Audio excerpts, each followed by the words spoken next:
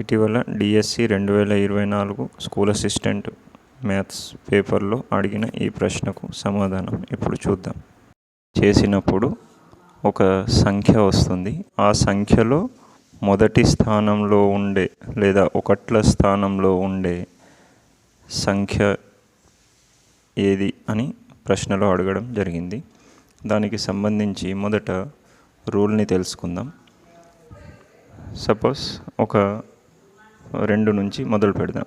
2 power 1 ఉన్నప్పుడు ఒకట్ల స్థానంలో 2 వచ్చింది. 2 పవర్ 2, 2 పవర్ 3, 2 పవర్ 4 ఇలా అన్నిటినీ చేస్తూ మనం గమనించినట్లయితే 2 పవర్ 4 వరకు వచ్చినటువంటి ఒకట్ల స్థానపు అంకెలు తర్వాత మళ్ళీ అవే రావడం జరుగుతూ ఉంది.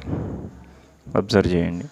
మళ్ళీ 4 సార్లు అవే వచ్చిన తర్వాత మళ్ళీ తిరిగి 2 పవర్ 11లో మళ్ళీ 6 వస్తుంది.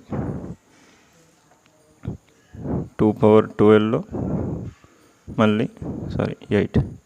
2 పవర్ 12లో మళ్ళీ 6. 2 పవర్ 11లో 8. ఈ విధంగా వస్తూ ఉంటాయి. అయితే ఇలా ఒక్కదానికే కాదు, ప్రతి సంఖ్యకు 4 సార్లు వచ్చిన సంఖ్య ఒకట్ల స్థానపు సంఖ్యలే తిరిగి మళ్ళీ వస్తూ ఉంటాయి. అంటే 3 పవర్ 7లో మళ్ళీ ఇదే ఉంటుంది ఒకట్ల స్థానం. 3 పవర్ 8లో మళ్ళీ ఇదే ఉంటుంది. ఈ విధంగా వచ్చిన సంఖ్యలే మళ్ళీ వస్తూ ఉంటాయి. సో దీనికోసము మనము ఒక ఫార్ములాని రాసుకుంటాం. అంటే ఏదైనా సంఖ్యకు ఎంత పెద్ద, సపోజ్ 2024 పవర్ 2025 అని ఇచ్చాడు అనుకోండి. మనం ఏం చేయాలి మొదట అంటే, స్టాండర్డ్ రూల్ ఇప్పుడు చెప్తున్నాను. ఈ మొత్తం సంఖ్యను మనం చూడనవసరం లేదు. ఇందులో కేవలం ఒకట్ల స్థానాన్ని మాత్రమే చూడాలి. అంటే భూమిలో ఒకట్ల స్థానాన్ని చూడాలి. మరి ఘాతాన్ని ఏం చేయాలి అంటే, ఘాతంలో ఏమవుతుంది, 4 సార్లు వచ్చిన తర్వాత మళ్ళీ అవే వస్తున్నాయి కాబట్టి 4 సార్లు అంటే 4తో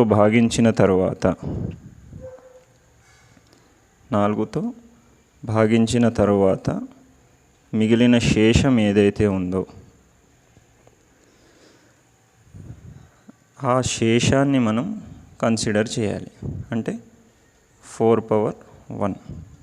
ఇప్పుడు ఇది చేస్తే ఎంత వస్తుంది, మనకు 4 వస్తుంది. అంటే ఈ సంఖ్యను విస్తరించి మనము ఒక సంఖ్యను కనుగొన్నప్పుడు అందులో ఒకట్ల స్థానంలో ఈ 4 అనే సంఖ్య ఒకట్ల స్థానంలో ఉంటుంది. ఇది స్టాండర్డ్ రూల్. అంటే ఇక్కడ మెయిన్ రూల్ ఏంటంటే, ఘాతమును 4 ఇంటూ సంథింగ్ ప్లస్ శేషం లాగా రాసుకోవాలి. అంటే 4 ఎక్కంలో ఫస్ట్ ఘాతంను భాగించాలి. అంటే ఘాతాన్ని 4తో భాగించాలి. అలా భాగించగా మిగిలిన శేషం ఏదైతే ఉందో ఆ శేషాన్ని మనం ఘాతం దగ్గర పెడుతున్నాం. ఇదిగోండి శేషం. 4తో దీన్ని భాగిస్తే శేషం 1 వచ్చింది. ఆ 1ని పెడితే సరిపోతుంది. ఇది స్టాండర్డ్ రూల్.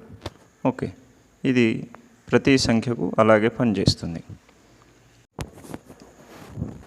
ఇప్పుడు ఇదే రూల్ని మనము ఈ ఇచ్చిన లెక్కకు కూడా వర్తిస్తే 27ను అంటే ఘాతమును 4తో భాగించాలి కదా. సో ఘాతమును 4తో భాగించగా ఏమవుతుంది, 4 6 24, 25, 26, 27 కాబట్టి 3 శేషం. Okay, plus 8 power. ఈ ఘాతాన్ని కూడా బై 4 చేయాలి, మిగిలింది పక్కకు రాయాలి. సో 4 6 24, 25, 26 అంటే శేషం 2 వస్తుంది. ఇప్పుడు మనం ఏం చేయాలి, ఓన్లీ శేషమును మాత్రమే భూమికి ఇచ్చినట్లయితే అంటే ఇందులో ఉండే ఒకట్ల స్థానం ఏదైతే ఉంటుందో అది మాత్రమే దీంట్లో కూడా ఉంటుంది అన్నట్టు. అంటే దీన్ని తీసేసి ఇది రాయట్లేదు. ఇప్పుడు అంటే ఇందులోని ఒకట్ల స్థానం దేనికి సమానం అవుతుంది? దీనిలోని ఒకట్ల స్థానానికి సమానం.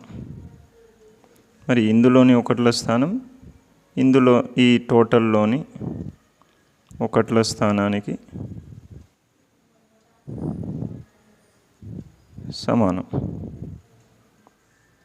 అదేవిధంగా ఈ 3 క్యూబ్ అంటే ఏంటి మరి? 27. ఎందుకంటే 3 × 3 × 3 కాబట్టి. అలాగే 8 స్క్వేర్ అంటే ఏంది? 8ని 2 సార్లు గుణించాలి. సో 8 × 8 = 64. ఇప్పుడు రెండింటి యొక్క మొదటి అంకెలు లేదా ఒకట్ల స్థానం యొక్క అంకెలను తీసుకున్నట్లయితే ఏమొస్తుంది? 11 వస్తుంది. ఇందులోని ఒకట్ల స్థానం ఏమవుతుంది? 1 అవుతుంది. ఈ విధంగా ఫైనల్గా ఒకట్ల స్థానం దీనిలోని ఒకట్ల స్థానం 1 అవుతుంది. అంటే ఇందులోని ఒకట్ల స్థానం ఇది అవుతుంది. కాబట్టి ఇది ఎక్కడి నుంచి వచ్చింది? దీని నుంచి వచ్చింది. ఇది ఎక్కడి నుంచి వచ్చింది? దీని నుంచి. సో దీనికి కూడా ఒకట్ల స్థానంగా పనిచేస్తుంది. కాబట్టి ఇచ్చిన ప్రశ్నకు సమాధానం మొదటి ఆప్షన్ అవుతుంది. Thank you.